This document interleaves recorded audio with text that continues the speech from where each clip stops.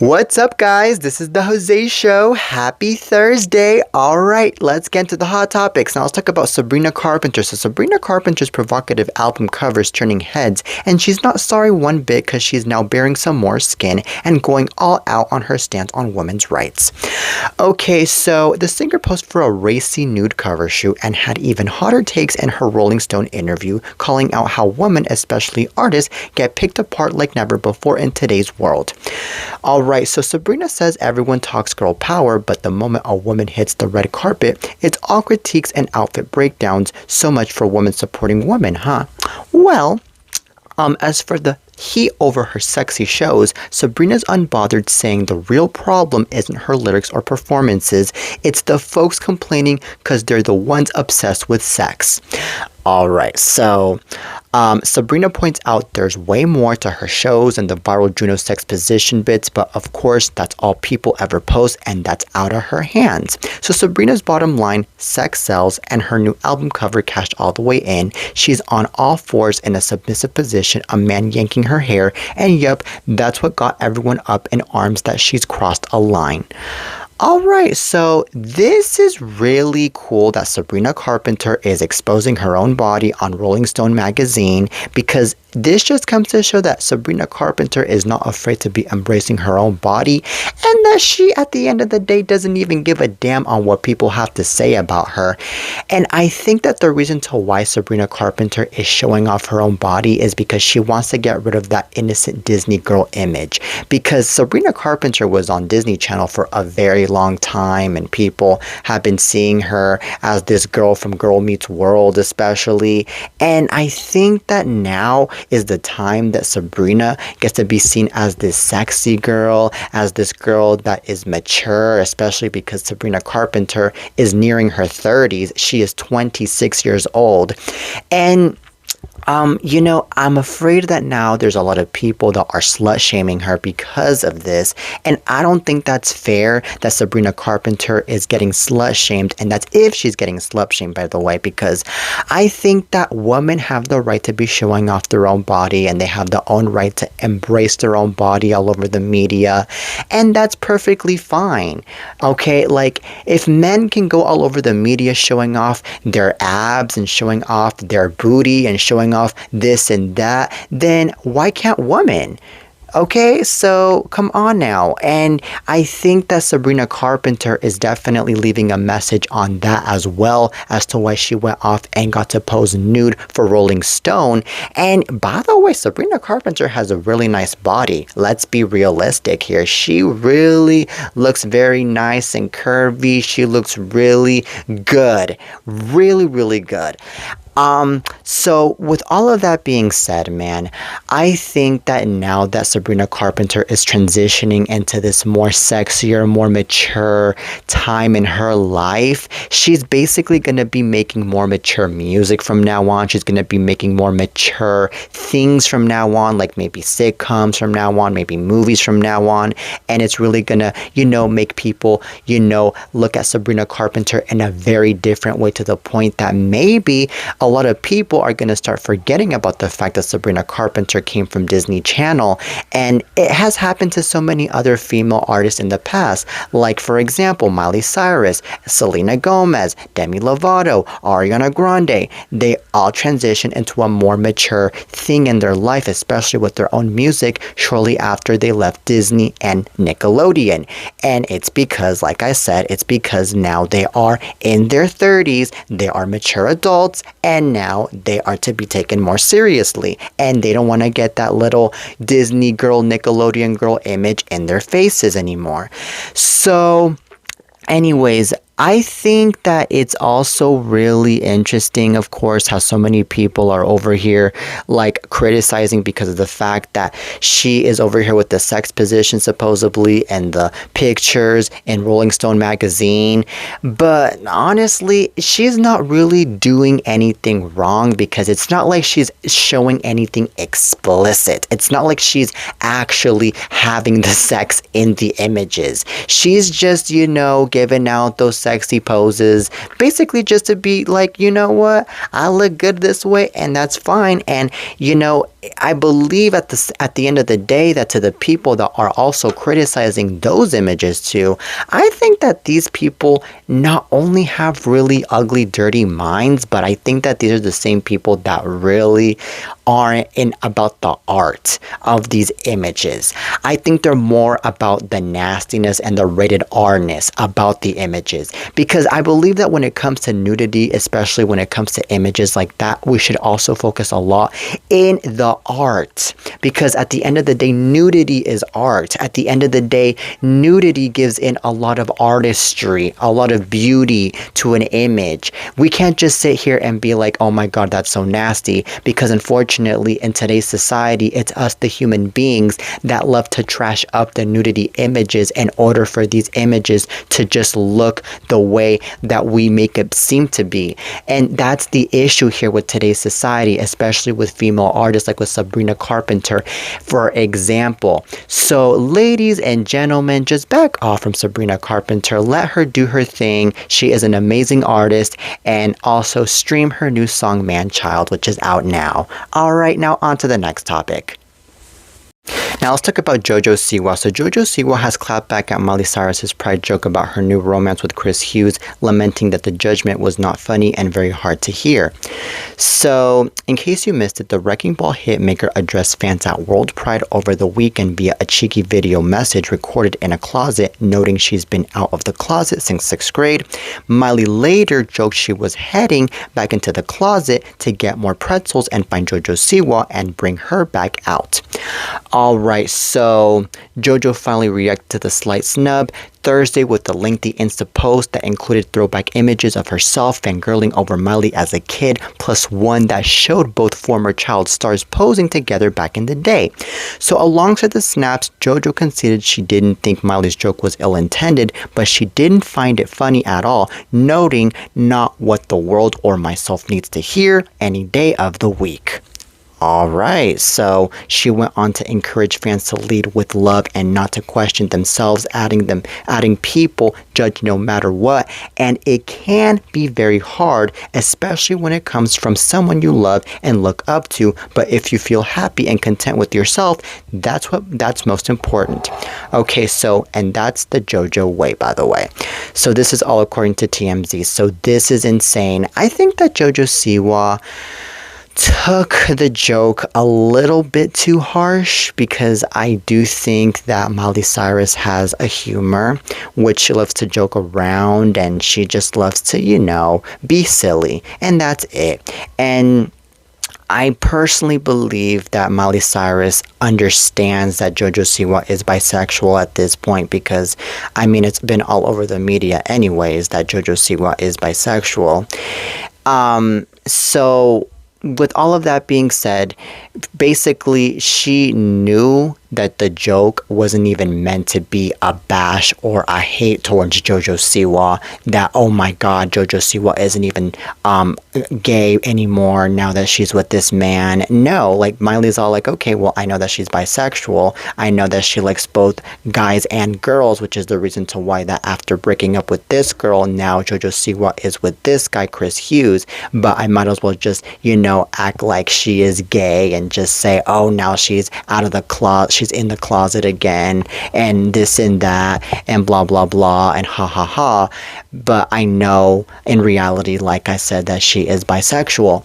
I think that's exactly the case here with Miley, but I do kind of understand where JoJo Siwa is coming from, though, and is saying that the joke wasn't really all that funny and it wasn't really something to be really haha about, because it does sound a little bit shady in a way, though, So, with all of that being said, though, I don't think, though, that there is any bad blood in between JoJo and Miley because of this, because I do think that at the end of the day, there might have been a lot of understanding and a lot of agreeing and talking in between Miley and JoJo, because I did hear that Miley and JoJo did get to talk it out the other day about the comment that Miley made, and it was all smiles after that and all love after that. So hey, at the end of the day, there was a good ending after all, and that's all good. So I do think at the end of the day that in between two female artists like JoJo Siwa and Miley Cyrus, there should be a lot of support anyways, and a lot of love anyways, especially because we are in Pride Month. So, and I feel like to all of y'all out there that are bashing on poor JoJo Siwa, now that she is with Chris Hughes, and are saying, oh my god, well, how dare she be with him now that it is Pride Month, and this is so hypocrite of her to be, with him on Pride Month, and now there's this photo circulating around about the both of them together in bed, and blah blah blah, OMG. I think that all of you guys need to calm down and realize that JoJo Siwa is bisexual. Bisexual means when someone loves somebody of the same gender and somebody of the opposite gender. Okay, and that is called bisexual, and that is part of the LGBTQ plus community. Understand that, ladies and gentlemen, for Jesus Christ. Okay, and that's all I have to say about this. But JoJo, you continue on with your own life with Chris Hughes, which, by the way, he seems pretty hot. Now on to the next topic. So Chris Pratt and Anna Faris got back together on Wednesday, not in a romantic way though, but to celebrate their son Jack.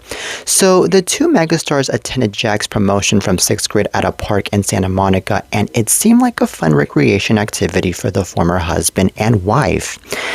Okay, so there are some pics showing that Chris Pratt and Anna Faris are smiling while posing on the sides of Jack, keeping the reason to stay amicable in between them. So they're even embraced at one point, proving they're doing their best to keep any animosity regarding their split behind closed doors. Alright, so as we all know, Anna and Chris announced their separation in 2017 after nearly a decade together, finalizing the divorce the following year. Alright, so the two have since moved on, with Anna marrying cinematographer Michael Barrett in 2021, while Pratt married author Katherine Schwarzenegger in 2019. Pratt and Schwarzenegger were pictured chatting with Faris and leaving the event together.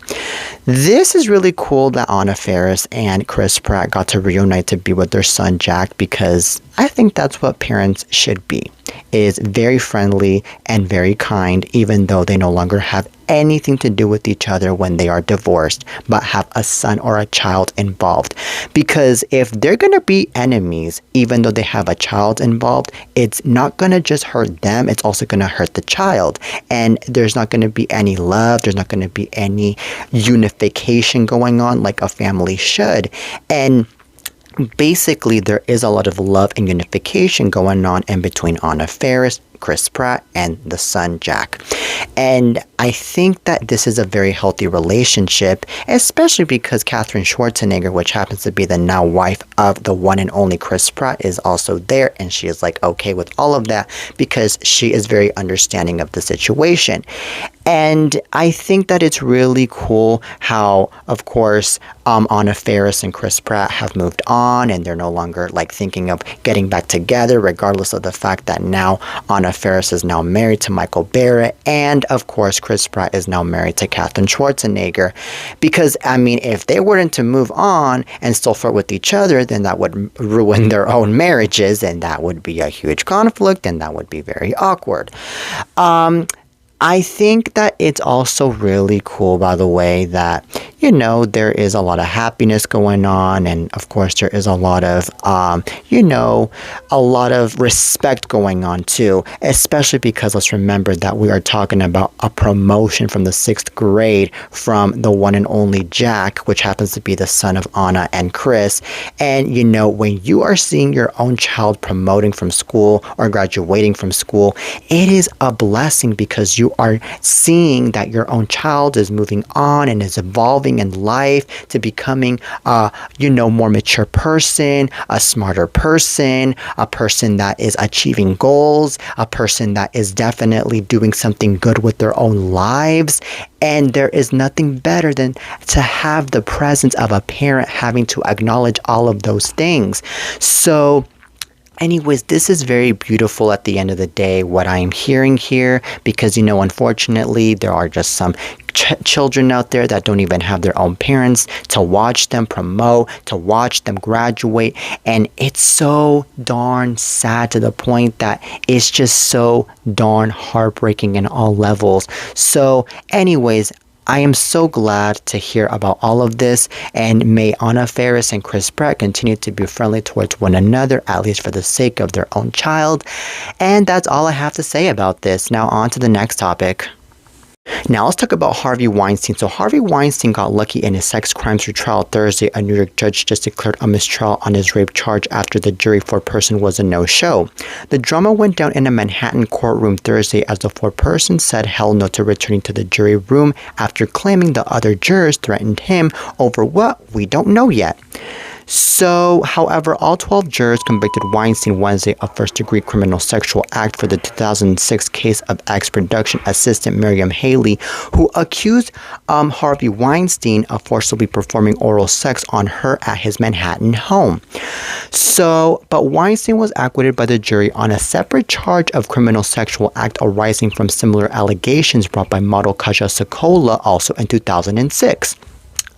So, no verdict was reached Wednesday on the third charge, in which aspiring actress Jessica Mon claimed Weinstein raped her in 2013. The judge ordered the jury to continue deliberations to reach a conclusion on that count. Okay, so Weinstein was previously convicted of the charges in New York in 2020, but that conviction was overturned on appeal in April of 2024. In September of 2024, the Manhattan District Attorney's Office announced plans to retry him on the same charges. The 73-year-old did not testify in either trial. He's pleaded not guilty to the charges in both trials. Okay, so this is insane that the juror decided not to arrive today over at the trial because of the fact that this juror felt threatened by the other jurors, I believe, or by somebody, I believe. That's so darn insane, because I believe that when it comes to a jury service, a jury duty, you are supposed to be there in order to basically make decisions on who is guilty and who is not guilty, because it is important to be serving for the law, especially when it comes to someone like Harvey Weinstein. You can't just be like, oh no, I can't be here. It's not like being in school. It's not like being at a regular job. No. Now, I think that this juror that decided to skip out on jury duty today is going to be into so much trouble, because they might be facing a fine. They might be facing jail time because jury duty is that important. And also, what this jury just caused is a mistrial, which means that this jury just caused that the trial gets to be postponed to another day. And that's basically wasting the time, not just of the court, but especially of the judge and of the jurors. And that's very unfair. So with all of that being said, ladies and gentlemen, please make correct choices when you are chosen to be the juror. And by the way, it's already pissing me off at the same time that this jury decided not to arrive and waste everybody's time, because I think that this whole entire case with the Harvey Weinstein case needs to be already coming into a conclusion, so that way this man can serve more charges and more prison time for all of what he has done to all of these poor women, especially with the oral sex, because that is so darn intimidating, illegal, and evil in all damn levels. Jesus Christ. Justice needs to be served. Justice is always first in America, first and foremost.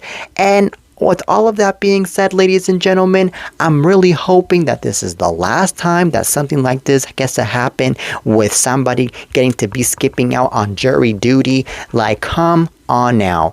Jesus Christ. So anywho, yeah, I don't know what else to say, but on to the next topic. Now let's talk about something happier. So Dua Lipa's definitely levitating right now. She's officially confirmed she's engaged to Callum Turner. Okay, so Yes, the singer spilled the exciting tea to British Vogue, revealing her engagement ring was custom made after Column consulted her best friends and sister. So, Dua was gushing hard, saying she was obsessed with the ring because it's so me, loving that Column nailed it by knowing her that well. So, the One Kiss singer said they're just soaking in the engagement vibes for now, no wedding planning yet. She's focused on her tour, and Column's busy filming something. So, it's new territory for Dua, who explained she was never the type to daydream about her wedding, but now she's laser focused on what she'd like to wear for the big day. So, the exact timing of the engagement is a mystery, but the pair, who started dating in January of 2024, had everyone talking by the end of the year after Dua was spotted rocking a ring on that finger. Well, the silence is finally over and the news is official. This is really amazing that Dua Lipa is finally engaged to this guy, because Dua Lipa deserves a lot of happiness in her life. She is a hardworking woman and she is such a cool person. And I think that this marriage with this guy is going to bring her so much more happiness and so much more love to her life. Because if there's one thing that a marriage does to you, is that it makes you even happier and it gives you so much joy and serenity in all levels.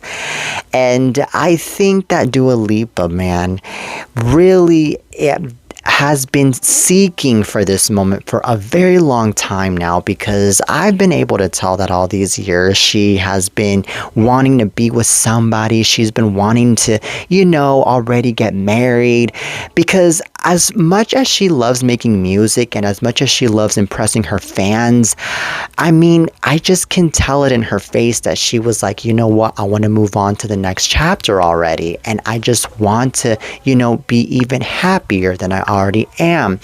And this guy, Colin Turner, by the way, is pretty handsome. So, I mean, he makes a really good couple with Dua Lipa after all. And, I'm hoping that this man gets to be treating Dua Lipa well, which I think he will, because it doesn't seem like he's a a-hole. It seems like he's a really nice gentleman that is there for girls, and that is, really that type of person that is of good morals and good education.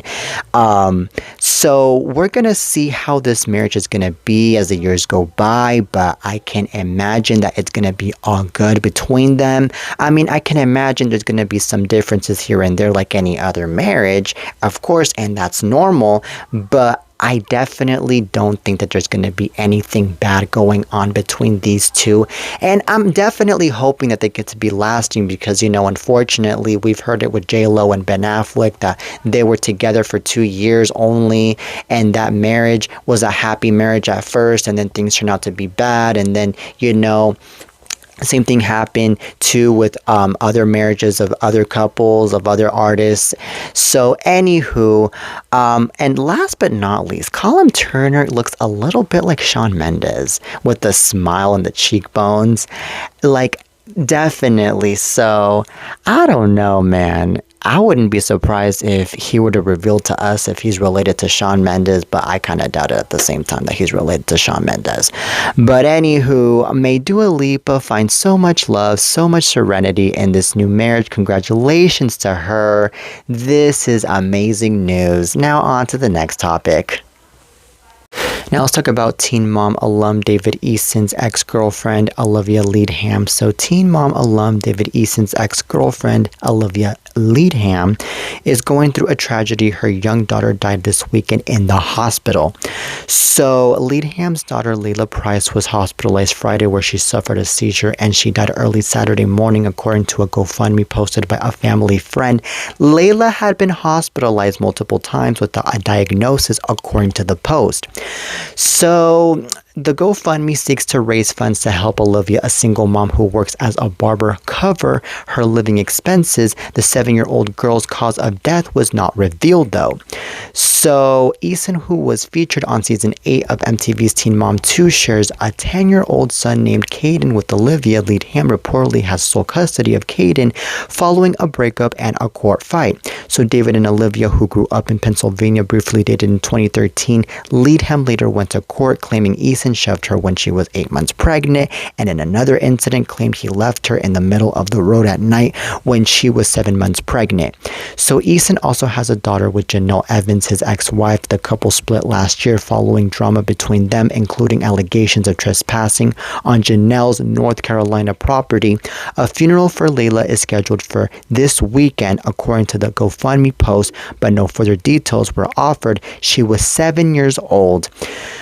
Oh my God, this is really sad that Layla got to pass away, and I believe that she passed away due to a seizure. She was too young to die, man. She had a whole entire life ahead of her, and I feel so bad for Olivia Leadham, because Olivia Leadham was that caring mother that was always there for her daughter, and she was very happy to be her mom. And of course, she is a very strong woman, by the way, to be a single mom, to be having full custody of both Caden and I believe of Layla too, if I'm not mistaken, because of the fact that this woman really had the balls to be there for her kids 24/7, to make sure that her kids were always fed, they were always well taken care of, and so. While the man, unfortunately, was just over there doing I don't know what. And honestly, I believe that this man definitely is not needed and was never needed in the picture, because this man was never a gentleman to begin with, to be doing all of these atrocious things to Olivia Leadham, starting off with the fact that he went up and shoved her while she was pregnant and then abandoned her in the middle of the road. That's level of hell right there that Olivia did not deserve to be going through. And I think that it was a really good decision that Olivia Leadham decided to have full custody, I believe, of not just Caden but also of Layla, because of the fact that Layla and Caden were to be living a life of living hell if they were to be witnessing more violence in their household done by David Eason towards their own mom, and then they would grow up traumatized, and then later on they wouldn't be really living that life of parenting like they were expecting and wanting, and then God forbid that David Eason were to be abusive towards the kids too because of this. So with all of that being said, man, it's very sad how this whole entire family is in general. And I believe and I'm hoping that if this guy, David Eason, at least has a little bit of a heart, he'll attend the funeral of this girl and, pay his final goodbyes to this girl and kiss her in the end. Because at the end of the day, I feel like that's what a father should do. Like, ladies and gentlemen. But anywho, my heart and prayers go out to this family, especially for this poor mother, Olivia Leadham, man. My heart and prayers go out to Olivia Leadham. Especially to Caden. Now, that is it for today's show, ladies and gentlemen. I really hope you guys enjoyed today's lovely episode of The Jose Show. Till next time, and peace.